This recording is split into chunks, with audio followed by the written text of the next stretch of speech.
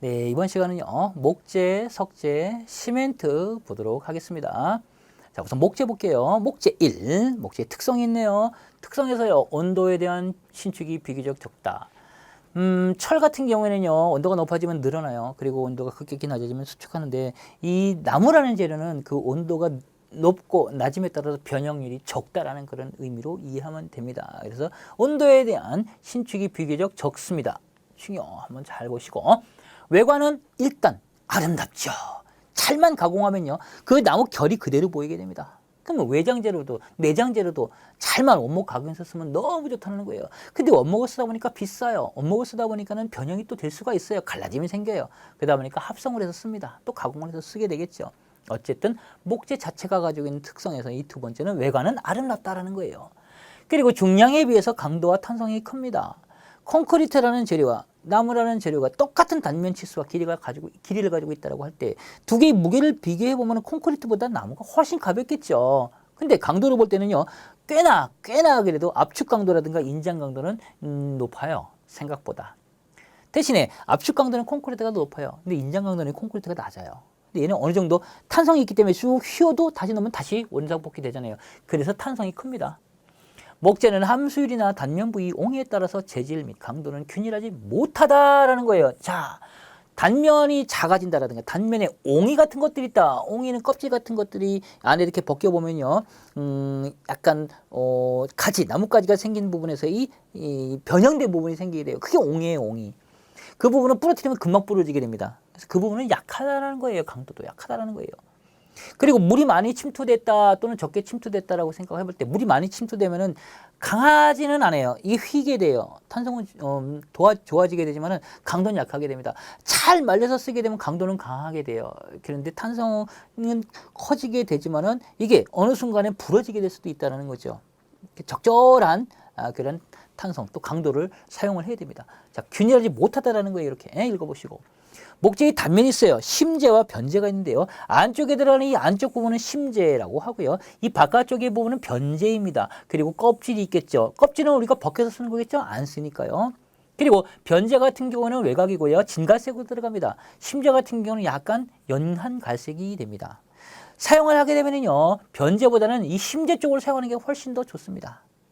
그래서 심재는 목재의 중심으로서 진한 암갈색으로 씁니다. 그리고 변재 같은 경우에는 목재 표피부로서 색이 엷고 비중이 작다. 이 부분엔 이 색이 진갈색, 그 다음에 뭐 연갈색인데 반대로 해가지고 여기가 진갈색, 연갈색인 경우도 있습니다. 그래서 이거는 뭐 크게 중요한 건 아니에요. 다만 우리가 알아야 될 것은요, 변재 쪽은 바깥쪽이다. 심재 쪽은 중심이다. 가급적이면 이 심재 쪽으로 쓸 때 변형이 덜 생긴다. 이 개념만 잘 알아두시면 될 것 같네요. 자, 목재의 비중이 있습니다. 목재의 비중. 목재의 비중은 세포막의 두께라든가 공극의 다수에 따라 다르며, 자, 공극이 많다, 즉 빈 공간이 많다라고 할 때는 그만큼 가벼워요. 근데 빈 공간이 없어요. 변재 쪽에는 바깥쪽이죠. 바깥쪽에는 구멍이 많은데요, 안으로 들어가서 치밀해요. 그래서 안쪽이 더 무거워요. 비중이 커요. 네. 그거에 따라서 다르다라는 거예요. 진비중이 있고요. 진짜 비중이네. 참비중이고요. 진비중 값으로 나무의 종류에 관계없이 1.54 정도는 됩니다. 일단은. 그래서 나무의 비중은 1.54 정도 된다는 것, 요건 한번 잘 정리해 두세요. 기건 비중이라는 게 있어요. 기건 비중은 마른 상태에서의 비중입니다. 공기 속에서 온도와 평형을 이룰 때까지 건조한 상태로 존재하는 비중이고요. 자, 말려서 쓴다? 그럼 기건 비중으로 쓰는 겁니다. 근데 절건이라서 절대 건조, 완전히 비중 건조시킨 상태에서의 비중을 우리는 절건 비중이라고 합니다. 오랜 시간이 지나가지고 나무가 썩었어요. 썩은 나무에 나뭇가지를 잡아당기게 되면 물에 없어요. 그래서 뚝 부러지게 되겠죠. 그게 절건 비중이에요. 그럼 굉장히 가벼워요. 진 비중이 있습니다. 목재에 공격이 전혀 없는 상태에서의 비중이에요. 그래서 기건, 절건, 진 비중에 대한 이건 개념을 이해해 두면 됩니다. 목재의 함수율이 있습니다. 기건 상태의 함수율이 있어요. 말렸어요. 어쨌든 말렸어요. 마른 상태에서는 함수율, 즉 물이 침투되는 비율이 얼마냐? 13 내지 18%다라는 거예요. 중요. 평균적으로는 문제에서 나올 때는 평균은 15% 정도다라고 나올 수도 있습니다. 또는 평균이 아니라 그냥 13 내지 18%다라고 나올 수 있어요. 자주 등장하는 아주 쉬운 문제입니다. 이거 외워두는 정도로 꼭 해야 됩니다. 섬유 포화점에서의 함수율이 있어요. 섬유 포화점, 자, 그 안에, 나무 안에 물이 침투돼서 물이 꽉꽉 차 있을 수가 있어요. 말려도 그대로 있는 상태도 있겠지만은 어느 정도 마른 상태에서 그 안에 물이 침투돼 있을 때 얼마만큼까지 침투돼 있을 수 있느냐가 그때 바로 섬유 포화점에서 이 함수인데 그게 30% 정도예요. 이거 넘어가면 축축해요. 그대로. 자, 이 두 개 기건 상태와 섬유 포화점의 함수율은 반드시 구별해서 알아두셔야 됩니다. 섬유 포화점 이상에서는 강도가 일정하지만 즉 섬유 포화점 함수율에서 이 함수가 늘어납니다. 물이 침투돼도 이제 강도가 더 뭐 늘어나거나 뭐 이러지도 않아요. 일정해요. 그렇다라는 거예요. 이거는. 섬유 포화점 이하에서는 이제 물이 점점 말리기 시작을 합니다. 그때는 강도가 급속도로 증가합니다. 자, 이렇게 축축할 때는 휘어진다라고 했잖아요. 근데 물이 말리기 시작하면 휘어지잖아요. 잘 휘어지지 않는 거예요. 휘어지면서 뚝 부러지게 됩니다. 그럼 강도가 증가한다는 거예요. 무른 나무냐, 즉 생나무. 산에 가는데 나무가 살아있어요. 그 나뭇가지를 꺾으려니까 잘 안 꺾이고 휘죠. 그 안에 물이 많아서 그래요. 근데 산에 가니까는 죽은 나무예요. 잡아보세요. 뚝 부러지잖아요. 그럼 우리가 모닥불 피우려면 뭘 넣어야 돼요? 생나무, 즉 물이 많이 침투되어 있는 이제 섬유 포화점에서 이 함수율 이상으로 있는 것보다는 기건 상태에 있는 나뭇가지 얘를 부러뜨려 가지고 불로 때리는 게 낫잖아요. 이게 훨씬 더 강도도 높지만 불이 잘 타요. 가볍고. 그래서 섬유 포화점 이하에서는 즉 건조된 상태로 쭉 가서 여기까지 오게 된다면은 급속도로 강도는 증가하게 되니까 이걸 쓰는 게 좋다는 거죠. 자, 목재의 강도가 있습니다. 강도의 특성 중요하네요. 자, 하나, 둘, 셋, 4점이잖아요. 4점은 문제를 내기가 좋아요. 목재의 강도에 관한 일반적인 설명이 다 옳지 않은 것을 고르시오라고 할 때 4개 중에서 하나를 찍 틀려내겠죠. 자, 섬유 방향의 인장 강도가 압축 강도보다 크다. 야는 뭐냐면요. 나뭇가지가 이렇게 있습니다. 이 나뭇가지에 뚝 부러뜨린 이렇게 나왔어요. 그러면은 여기서부터 여기까지 이쪽 방향 이것이 바로 섬유 방향이에요. 그렇죠? 나무를 잡고 이렇게 쭉 째면은 이렇게는 부러지지만 이렇게는 째지잖아요. 그죠? 이 결대로 째지는 거예요. 이게 결이라고 하잖아요. 이게 섬유 방향이에요. 섬유. 계속 섬유가 뭉쳐가지고 가져요. 자, 잡아당긴다는 거예요. 이 섬유 방향을 열로 잡아당기고 이쪽으로 잡아당겨서 쭉 잡아당길 때 엄청나게 안 부러져요. 그렇죠? 그런데 압축 강도, 자, 여기서 잡고 여기서 이렇게 안으로 밀었어요. 그럼 뚝 부러지잖아요. 얘가 이렇게 휘면서 부러져 버린다는 거예요. 그럼 인장 강도, 즉 잡아당기는 힘이 압축돼가지고 부러지는 강도보다 훨씬 커요. 그래서 섬유 방향의 인장 강도가 압축 강도보다 크다라는 거예요. 자, 이해하셨죠? 이거 굉장히 중요. 건조 상태일 때가 수변 상태일 때보다 강도가 크다. 자, 이 젖은 나무보다 말린 나무, 건조 상태일 때 이 나무가 강도가 어떻다? 크다라는 거예요. 잘 말려서 쓰자라는 거죠. 심재 부분이 변재 부분의 심재 부분이 변재 부분보다 강도가 크다. 나무가 있으면 이 안쪽에 심재 부분이 바깥쪽에 있는 변재보다 강도가 크니까 여기 있는 걸 구제제로 사용을 하면 좋겠죠. 그렇죠? 그다음 목재의 건조 상태일 때가 수변 상태일 때보다 강도가 크다라는 거예요. 자, 이거는 이거랑 같은 내용이죠. 이런 표현이 나올 때도 있고 이런 표현이 나올 때도 있어요. 표현의 문제니까 이거는 뭐 똑같은 내용이에요, 결국은. 자, 그다음 목재의 건조 볼게요. 목재를 벌목했어요. 벌목을 해서 가지고 와서 이걸 말려야 됩니다. 말려야 돼요. 왜요? 그래야 강도 높은 걸 쓸 수 있으니까요. 그럴 때 나무를 벤다라고 할 때 베는 작업이 벌목이에요. 그래서 나무를 베는 작업이 벌목이다라는 거. 그럼 벌목을 언제 하는 게 좋냐라고 할 때 일반적으로는 겨울에 실시하는 게 좋습니다. 자, 이 문제에서 벌목은 나무를 베는 작업을 말하며 일반적으로는 겨울보다는 여름에 실시하는 것이 좋다라고 하면 그건 옳다? 아니다라는 거죠. 틀리다라는 거예요. 왜 겨울에 실시할 거예요? 여름엔 같은 경우에는 습기가 있고 물을 많이 침투돼 가지고 젖어 있어요. 수면 상태가 높아요. 근데 겨울 되면 얘가 마르잖아요. 나뭇가지가. 이파리 다 떨어지잖아요. 그렇죠? 물 공급이 덜해지고요. 그때 벌목을 하면서 쓰는 게 좋다는 거예요. 이거. 자, 그다음에 목재 건조의 목적이 있어요. 왜 말려서 쓰냐? 왜 그럴까요? 일단 무게가 젖은 나무보다는 마른 나무가 가벼워요. 그래서 중량 경감이에요. 그리고 말리게 되면 강도도 높아진다고 했잖아요. 강도도 높게 하는 거예요. 그리고 내구성도 따라서 증진시킬 수가 있어요. 젖은 나무보다는 마른 나무가 이미 말려놨기 때문에 썩을 염려가 덜하다. 그래서 부패균의 발생도 방지할 수가 있습니다. 자, 이 부분. 차근차근 읽어서 다 이해할 수 있는 부분입니다. 정리를 해 두시고요.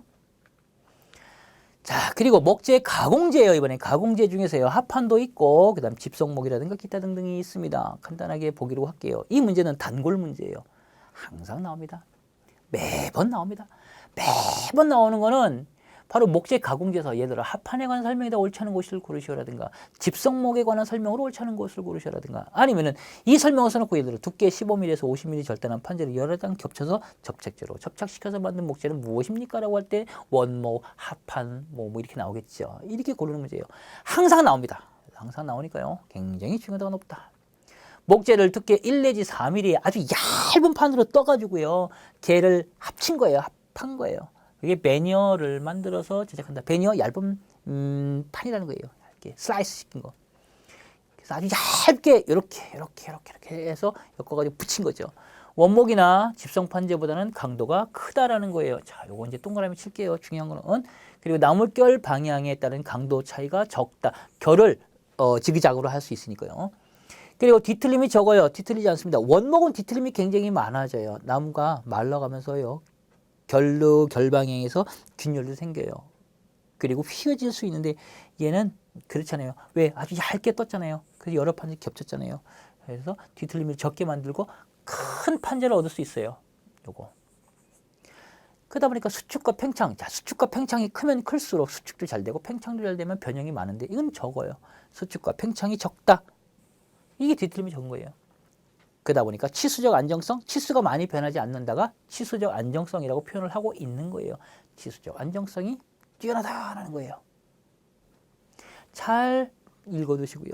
그 다음에 집성목이 있네요. 두 번째는 집성목. 두께 15 내지 50mm 정도, 뭐 얇게 요만큼 또는 더 좀 넓게 해서 절단한 판재. 한 장을 쓸 수도 있고요. 여러 장을 쓸 수 있어요. 쪼가리를 쪼개가지고 겹쳐서 쓸 수도 있고요. 판을 가지고 겹칠 수도 있습니다. 어쨌든 15 내지 50mm 절단한 판재를 여러 장 겹쳐서 접착시켜서 만든 목재예요. 어느 정도 단단한 목재입니다. 원목처럼 나무결 무늬를 잘 사용할 수가 있겠지요. 얘는 너무 얇게 뜨다 보니 무늬는 보이지만은 그냥 그냥 그렇다. 근데 물이 침투하면 얘는 약해져요. 근데 얘는 덜해요. 원목에 가깝기 때문에. 그래서 원목보다 넓고 더 큰 판재를 만들기 위해서 사실은 집성목을 씁니다. 집성목을. 잘 변형이 안 되니까요. 원목보다는. 얘보다는 좀 더 변형이 심하지만 어쨌든 좋은 무늬결이라든가 단단한 강도를 얻을 수 있기 때문에 상당히 많이 써요. 집성목은요. 자, 가공재에서 이번엔 파티클 보드라는 게 있어요. 파티클. 아주 작은 조각이겠죠. 파티클이니까요. 아주 작은 조각. 그래서 목재를 아주 잘게 붓습니다. 아주 작은 조각으로 분쇄를 하고 분쇄를 한 것을 가지고 접착제를 넣어요. 뽀뽀지라는 거죠. 그래서 접착제를 첨가한 다음에 열을 주면서 힘을 줘서 꽉 누르는 거예요. 꽉 누르는 거. 그래서 압착해서 만든 판상경제, 판의 형태로 만든 거예요. 이거 공사 현장에 가게 되면 내장재로서 내부에 하지재로 될 때 이 파티클 보드를 상당히 많이 써요. 원목에 비해서 두께라든가 규격이 다양하고 가공이 쉬워요. 이건 방향성을 갖지 않거든요. 그리고 잘게 쪼가리로 쓰고 접착제로 가니까는요, 단단한 그런 성능도 충분히 얻을 수 있어요. 그래서 강성이 우수해요. 면내 강성은. 면 안에서는 얘가 휘어진다든가 이런 것도 덜 하게 됩니다. 그래서 굉장히 강성이 높은 것을 만들어 낼 수가 있기 때문에 그래서 파티클 보드를 많이 씁니다. 그래서 원목에 비해서 경제적이고 부스러기 쓸 수 있으니까, 뭐 껍질까지도 쓸 수 있으니까요. 그리고 결 자체가 없습니다. 그러니까 결이 없으니까 수축, 팽창, 뒤틀림이 있을까요? 없어요. 없다라는 거. 합판에 비해서는 힘 강도는 떨어지만 휘는 거에서는 합판은 한 쪼가리로 쭉 돼 있고 이걸 여러 장 겹치기 때문에 휘어지는 거엔 강한데 얘는 쪼가리로 이게 접착해서 붙였기 때문에 결이 없어요. 그래서 뚝 부러질 수도 있습니다. 쪼개질 수도 있다는 거예요. 그래서 힘 강도는 떨어진다는 거예요. 근데 강성 자체는 우수해요. 면 전체로 봤을 때는. 여러 장 또 겹쳐서 쓰게 되면요. 수분과 습도의 약함으로 방습 및 방수 처리가 필요하다. 근데 수분과 습도에는요, 파티클 보드가 됐든 원목이 됐든 뭐 집성목이 됐든 다 사실 약해요. 근데 얘는 더 약하다는 거예요. 얘는 더 약하다. 그거. 자, 그래서 수분이라든가 습도에 약하니까 방습 또는 방수 처리에 굉장히 유의해야 되겠지요. 자, 그리고 목재 가공재에서 이번엔 코펜하겐 리브라는 거예요. 이건 개념 중요한 거예요. 코펜하겐 리브. 가끔씩 또 문제 나오고요. 뭐 다른 것도 나오지만요. 목재를 두께 30에서 50mm 정도, 너비 100이죠. 100mm 정도의 긴 판으로, 100mm보다 요즘엔 큰 거 써요, 많이. 그래서 정도의 긴 판으로 가공을 하고 표면에 리브 형태로 제작한 제품이다. 리브? 그냥 쓴다라는 게 아니라 한쪽은 밋밋한 면이고요. 한쪽은 이렇게. 예를 들어서. 이렇게 쓴 거예요. 이렇게. 이렇게 쓰다 보니까 얘가 굴곡이졌어요. 얘를 세워가지고 벽에다가 붙인다면 굴곡이 이렇게 보이겠죠? 우리 강당 같은 데 그러잖아요. 음악당 같은 데 가보세요. 벽에 가니까 우글우글한 판으로 마감이 돼 있죠, 실내에. 그게 바로 코펜하겐 리브예요. 요 부위를 우리는 리브라고 하는 거예요, 리브. 요 부위가 리브예요. 이때 이 리브를 통해 가지고요, 음이 부딪혔을 때 이 난반사로 가는 거예요. 판판하면은요, 갖다가 부딪히는 각도가 일정하게 되는데요. 이렇게 꼬불꼬불 되어 있거나 아니면은 이런 경우도 있어요. 이런 식으로. 이런 식으로. 여기에 음이 쏙 들어가 버리거든요. 그래서 음소거 효과가 있어요. 음을 흡수할 수 있는 효과가 있다라는 거죠.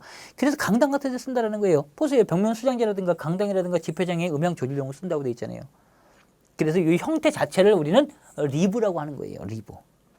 그래서 문제 얘는 나올 때 자, 벽면 수장제라든가 또는 강당이나 또는 지폐장의 음향 조절용으로 사용하면서 이렇게 제작한 판이다. 이것은 무엇입니까? 라고 해서 1. 파티클 보드, 2. 원목, 3. 집속목, 4. 코펜하겐 리브.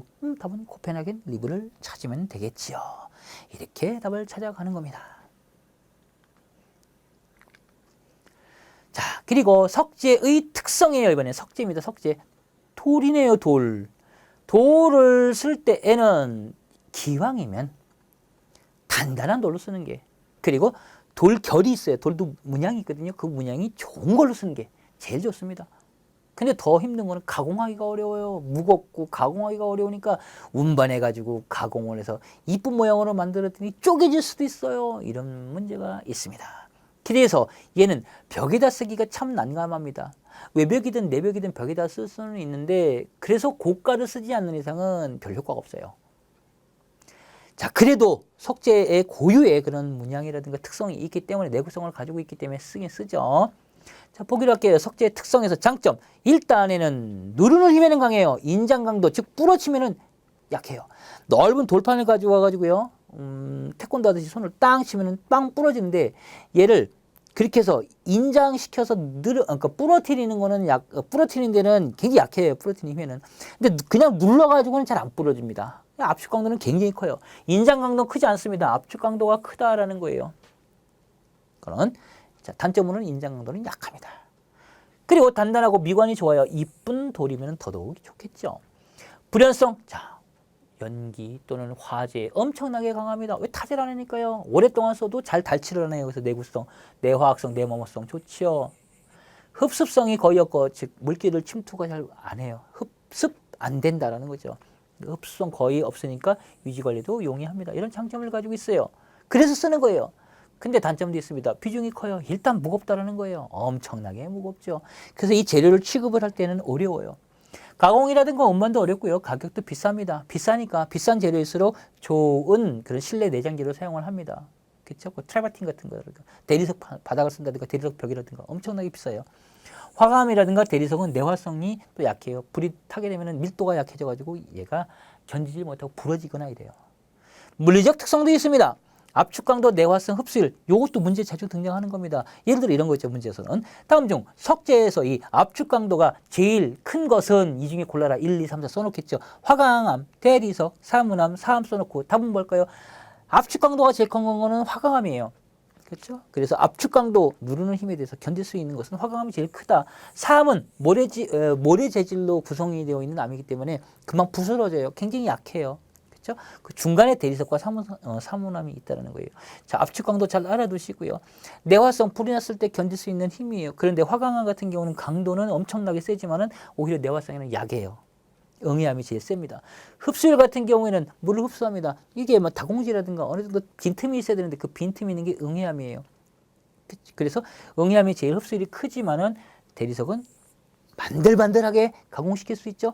거의 흡수를 안 해요. 그게 제일 작습니다. 그래서 이런 정도 받으시면 됩니다. 순서를 꼭 다 외우지 못하더라도요. 가장 큰 것과 가장 작은 것은 구별해 두시는 게 좋다라는 거예요. 그런 공부 방법을 잘 채택을 하세요. 자, 성인에 의한 석재의 분류가 있습니다. 석재 분류를 해볼게요. 이 분류도 중요한 의미를 가지고 있어요. 왜 그럴까요? 다음 중 화성암에 속하지 않는 것을 고르시오 라든가, 다음 중 수성암에 속하지 않는 것을 고르시오 라든가, 이렇게, 또는 다음 석재에 대한 성인에 의한 분류의 내용이다. 옳지 않은 것을 고르시오 라고 하게 되면 이 설명 주르륵 가 있다는 거죠. 그래서 알아두셔야 됩니다. 이건 다 알아두셔야 돼요. 자, 첫 번째는 화성암이에요. 마그마가 굳어서 만들어진 암석이에요. 화강암, 안산암, 황화석이 있습니다. 이 종류 필히 알아두십니다. 수성암도 있습니다. 풍화와 침식으로서 퇴적물이 만들어지게 됩니다. 계속 쌓여가지고 누르고 돼가지고 퇴적돼가지고 암석을 만들게 되겠죠.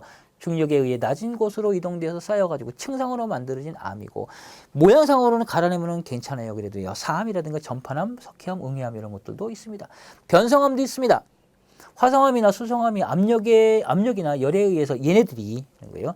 그 조성과 조직이 변형된 거예요. 이게 변성암이에요. 화성암, 수성암처럼 이런 것들이 오랜 시간 지나면서 새로운 양상을 띠게 되죠. 그런 물리적인 이런 성질들이 조금씩 바뀌게 되기도 해요. 그것이 바로 사문암이라든가 성면, 대리석 등이에요. 대리석 등이에요. 다 우리가 재료로 씁니다. 그래서 구별을 해두면서 이 재료에 대한 특성은 필히 알아두셔야 된다는 거예요. 자, 석재 수장재 볼게요. 트레버틴 볼게요. 트레버틴.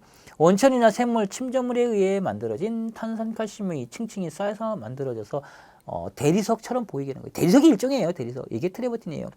색깔은 약간 황색 계통이에요. 그래서 고급 재질입니다. 고급 재질. 딱 가려놓고 벽에 보면 호텔에 이라든가 좀 비싼 리조트 같은데 건물에 가면은 이게 대리석 바닥에 걸어가는데 오른쪽 왼쪽에 벽면에 보면 화장실 벽면에 누르딩딩 해가지고 막 돌 모양 있죠. 그거 그게 바로 트레버틴이에요.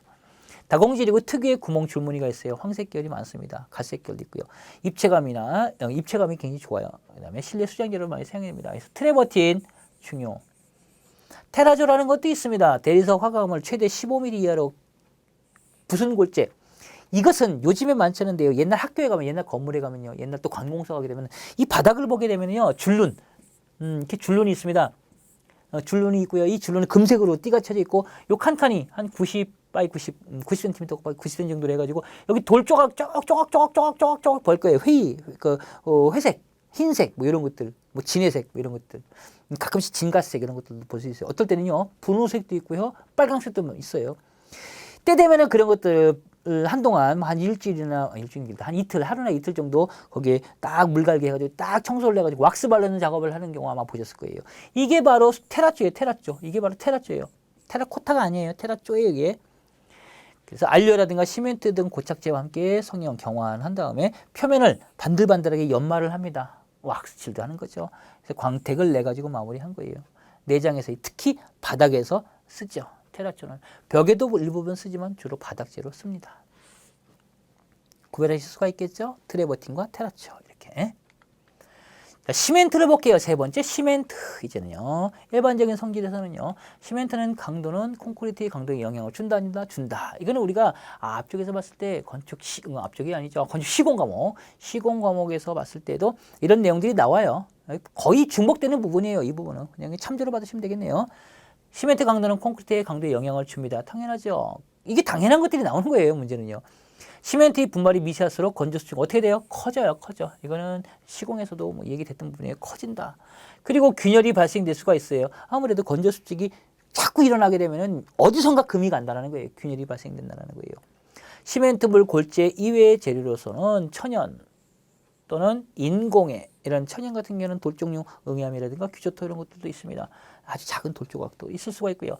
플라이애시라든가 그다음에 실리카 띨 이런 것들의 재료, 인공 재료가 있거든요. 이런 것들의 포졸란 혼합재로 물과 혼합시키면 포졸란 반응이 일어난다. 이게 포졸란 반응이 일어나면서 뭐 강도에 영향을 주기도 하고 또 건조 상태에 대한 부분의 성질을 좀 달리 만들 수도 있습니다. 이것들은 뭐 읽어보시면 되겠고요. 일반적으로 분말도가 큰 시멘트일수록 응결이라든가 강도의 증진율은 크다라는 거. 이게 왜 이렇게 써냐면 비슷한 거 써놨잖아요. 이 문제 이런 것들이 나왔다는 거예요. 그래서 가지고 와가지고 정리를 한 거예요. 시멘트의 중량이 있습니다. 시멘트의 중량은요. 물시멘트 비분의 물의 중량. 요걸로 해서 시멘트의 중량을 따낼 수가 있습니다.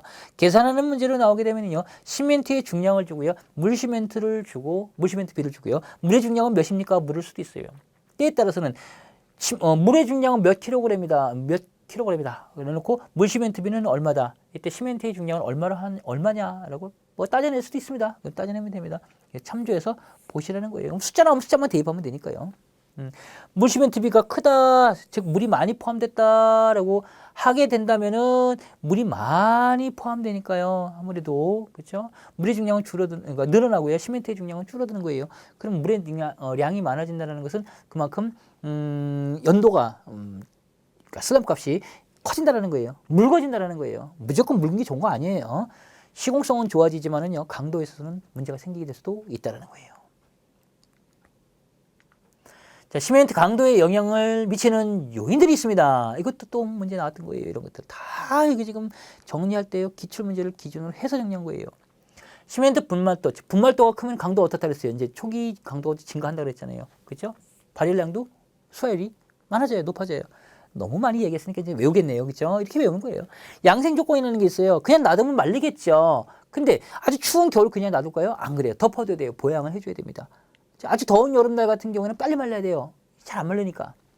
그래서 양생 온도가 30도 이하까지 강도와 재량에 비례하여 증가하지만은 이거보다 온도가 높으면은 양생하는 시간이 너무 길어지고 강도도 좋지 뭐 강도에도 좋은 영향을 끼치지 못해요. 그래서 30도 이하까지는 강도와 재량에 비례해서 증가하게 돼요. 자, 그다음에 시멘트의 풍화 정도가 있어요. 풍화가 진행이 되면 비중이 작으면서도 초기 강도는 감소한다. 자, 그러면 시멘트 풍화 정도가 커지면 커질수록 그 시멘트는 양질의 시멘트는 아니다라는 거잖아요. 자, 그 이야기. 사용하는 물의 양이 있어요. 배합 시에 물의 양이 많을수록 강도는 어떻게 된다? 증가하는 게 아니에요. 감소합니다. 물의 양이 많아지면 묽어지는 거예요. 시멘트 양이 적어진다는 거예요. 너무 적어도 안 되지만 많으면 더 나쁜 겁니다. 자, 그러면 시멘트 응결이 있습니다. 굳는다라는 거예요. 그게 응결이에요. 응결의 시작은 1시간 이내, 응결 종결 시간은 10시간 이내로 하는 것이 좋다. 즉 시멘트는 굳기 시작을 할 것이다. 1시간 이내에 비빈다면 굳기 시작을 해가지고요. 응결 시작 시간이죠. 이게 경화되기 시작을 해가지고 다 굳었다라고 할 때는 10시간 이내에 굳는 것으로 본다라는 거예요. 요거 잘 받으시고요. 풍화된 시멘트, 첨가 석고량이 많거나 물시멘트 비가 높을수록 응결은 늦어진다. 즉 굳는 속도는 늦어진다라는 거예요. 분말도가 높고 알칼리일수록 응결 속도는 빠르다라는 거예요. 그렇죠? 아주 고운 분말일수록. 그리고 온습도가 높으면 응결 시간은 짧아진다. 이것도 받으셔야 됩니다. 습도가 높으면 높을수록 습기가 많기 때문에요. 빨리 건조되지가 않는다. 즉 양생이 잘 안 돼요. 응결이 잘 안 된다라는 거예요. 그렇죠? 이거 쉽게 이해할 수가 있겠죠. 이제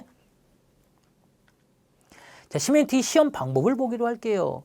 비중 시험부터 응결 시험이 있어요. 이것도 문제가 간단히 나와요. 다음 중 시멘트의 시험 방법에 속하지 않는 것을 고르시오. 1. 비중 시험, 2. 분말도 시험, 3. 안정성 시험, 4. 다른 거 갖다 놓겠죠. 뭐 이렇게. 비중 시험은요, 르샤틀리의 비중병으로 해서 비중을 실험하는 것. 분말도 시험은 뭐 가는 분말이니까 그 분말에 대한 시험을 하면 돼요. 채를 걸르면 돼요. 걸렀는데 찌꺼기가 많이 걸려요. 그러면은 그 굵은 거예요. 근데 걸리고 다 내려가요. 분말도가 높은 거죠. 그래서 채 가른 방법도 있고요. 비표면적 시험이라든가 이런 것도 있습니다. 안정성 시험도 있습니다. 오토클레이브 팽창도 시험이라든가 또 강도 시험도 있습니다. 이거는 강도를 놓고 양세시킨 다음에 굳은 다음에 눌러보면 되겠죠. 그래서 압축 강도 시험도 있습니다. 응결 시험도 있어요. 응결되는지 뭔가 찔러보기도 하고요. 그죠? 흔들어보기도 하고 눌러보기도 하는 거죠.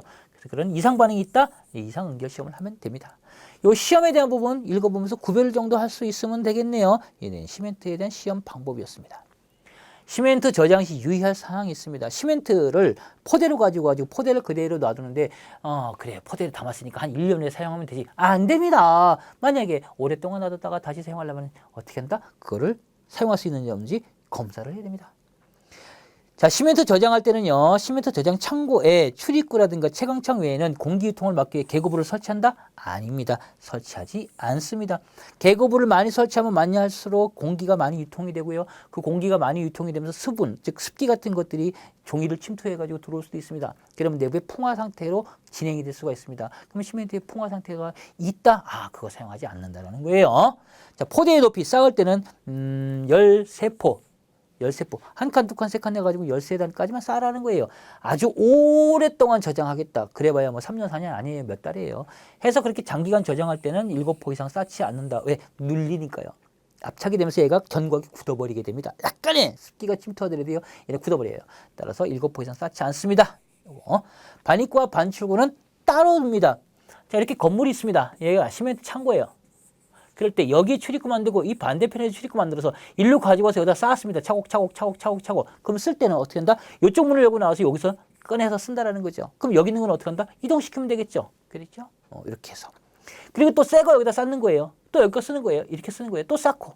그래서 입구와 출구가 따로 있어서 들어온 쪽, 즉 반입구예요. 이 반입구에 있는 쪽의 거는 요즘 거니까 그 반입구에서 멀리 있는 것을 쓰라는 거예요. 그래서 먼저 반입된 것부터 사용을 뒤쪽에 넣고 사용을 하는 게 좋겠죠. 요거 중요하다라는 거예요. 3개월 이상 저장한 시멘트는 사용 전에 재시험해서 사용을 해서 쓸 수 있는지 없는지 판단을 해서 사용하라는 거예요. 그렇죠? 이런 방법, 요것도 중요한 사항이네요. 다 중요해요, 사실은. 자, 굳지 않는 콘크리트의 성질을 볼게요, 이번에는요. 시멘트가 잘 이렇게 비벼져 가지고 이제 굳기 시작을 하죠. 근데 아직 완전히 굳지 않았어요. 그때의 성질을 이야기를 합니다. 시공 연도가 있네요. 시공 연도 워커빌리티라는 거. 이것은 부어넣기 난이도라든가 또는 재료 분리에 정하는 반죽이 질기예요. 즉 시공 연도는 즉 워커빌리티는 반죽 질기로 이해하면 되겠고요. 반죽이 질게 되면은 질쭉질쭉하니까 철근 이게 뭐 예를 들어 거푸집 있다면요. 철근이 배근이 돼 있겠죠. 부어놓으면 잘 들어가죠. 근데 물이 너무 많아요. 이 물이 빠져나가면서 어떻게 됩니까? 물이 증발되면서 건조수칙이 많이 일어납니다. 부착력도 떨어지고 강도도 약해져요. 정도껏 하라는 거죠. 근데 너무 되면은요, 이게 부어도 잘 안 비벼져, 굽기가 반죽이 그 질지 않기 때문에 잘 들어가질 않아요. 막 다져줘야 돼요. 찔러 넣어야 돼요. 그래도 잘 안 굳어져요. 안 들어가죠. 그럼 재료가 분리가 돼요. 그래서 적당한 시공 연도해야 됩니다. 그래서 워커빌리티 즉 반죽 질기는 적당한 수준이어야 된다. 물론 다 적당해야 됩니다. 이런 거 안 생겨야 되고요. 두 번째는 크리프예요. 하중의 증가 없이도 지속 하중에 의해서 변형이 증대되는 현상. 건물이 이렇게 있습니다. 건물이 있고 이제 보가 있어요. 오랜 시간이 지나게 되니까 알게 모르게 살짝 이렇게 처지는 현상이 생길 수도 있습니다. 여기다가 화분 놓고 뭐 놓고 했더니 이렇게 처짐 현상이 나중에 시간이 지나면서 조금씩 생긴다. 자꾸 처진다라고 할 때 그게 클리프예요. 그래서 하중의 증가 없이도 지속 하중, 장기적으로 하중이 작용을 한다라고 치면은 장기적인 하중에 의한 침하, 변형 이런 것들이 바로 클리프예요. 블리딩은 미세한 부유물질과 콘크리트 표면으로 떠오르는 거예요. 미세한 부유물질이 떠오르든가 또는 콘크리트 표면으로 물기 같은 것들이 이렇게 떠오르기 시작을 합니다. 뭔가 모르게 이렇게 뜨고요. 막 석회 같은 것들이. 그러면 겉에서 이렇게 반들반들해가지고 다 굳은 것 같은데 쓱 긁어보면은 안 굳었잖아요. 그게 바로 블리딩이에요. 미세한 부유물질이 떴다? 이거는 블리딩. 이거는 좋지 않겠죠. 그럼 이 블리딩은 어떻게 해요? 그냥 놔두나요? 아닙니다. 긁어내야 됩니다. 깎아내야 돼요. 이것은. 자, 그 다음 중성화라는 게 있어요. 공기 중에 탄산가스 작용으로서 알칼리성을 잃어가는 현상입니다. 이것이 바로 중성화예요. 자, 레이턴스라는 것도 있습니다. 블리딩에 떠오른 밀입자가 섞인 물이 콘크리트 표면에 엷은 막으로 계속 쌓입니다. 이것도 마찬가지로 블리딩처럼. 블리딩은 떠오르는 현상인데요. 얘가 굳어졌어요. 뻔뻔하게. 그게 레이턴스예요. 그럼 쌓이는 거예요. 이거 다 긁어내야 됩니다. 긁어내서 씁니다. 근데 이게 너무 많이 쌓이게 되면은 긁어내도 한도가 있겠죠. 없도록 하는 게 좋다는 거예요. 그리고 플라스티시티라는 게 있어요. 채우기 쉽고 분리가 일어나지 않는 그런 성질이군요. 플라스티시티라고 그래요. 그럼 시공을 할 때 채우기도 쉽고 분리가 일어나지 않으니까 좋겠죠. 이런 성질은 좋습니다. 피니셔빌리티도 있습니다. 이거는 피니시가 뭐예요? 마감이잖아요. 마무리잖아요. 그렇게 굵은 골재의 최대 치수, 잔골재열, 잔골재의 입도, 반죽질기 등에 의해서 콘크리트 표면의 마무리 정도를 나타내는 게 바로 피니셔빌리티예요. 피니시에 대한 마감에 대한 양부, 양질의 정도, 그걸 뜻하는 거예요. 이것은 채우기 쉽다 아니다 시공을 하기에 좋은 그런 정도에 대한 부분이에요. 조금씩 차이가 있어요. 이것은요. 그래서 이건 굳지 않은 이런 성질들이 있고요. 이런 성질을 잘 이용을 해서요. 있어야 될 것도 있고 없어야 될 것도 있는 거예요. 다 좋은 거 아니에요. 이거는 그래서 개념을 잘 구별해 두라는 거예요. 이 용어의 정의 자주 나온다고 했잖아요. 건축재료에서 용어에 대한 정의가 두세 문제는 충분히 나와요. 그래서 용어의 정리 또는 구별을 해두라라는 그런 뜻. 자, 그리고 이제 콘크리트의 품질이에요. 시멘트에 의해서 또는 자갈에 의해서 또는 물의 양에 의해서 또는 비비는 정도, 반죽 질기 이런 거에 대해서 이런 여러 가지 또 조건이 있겠죠. 그런 거에 따라서 콘크리트의 품질이 좌우됩니다. 물시멘트비죠. 물시멘트비에 영향을 받는다. 물시멘트비는 높을수록 좋다, 낮을수록 좋다는 아니에요. 적당한 수준이 제일 좋습니다. 대신에 물시멘트비가 높다라고 할 때는 물의 양이 많아지니까는 강도는 따라서 증가가 아니라 감소한다. 요거 부분만 잘 체크. 콘크리트 구성재료, 골재라든가 시멘트 이런 것들 있죠. 이거에 영향을 받는다라는 거예요. 뭐가요? 콘크리트가. 골재가 있는데 그 골재가 약해요. 강도 약해지는 거예요. 시멘트의 강도가 약해요. 그럼 강도 약해지는 거예요. 콘크리트 영향을 받지요.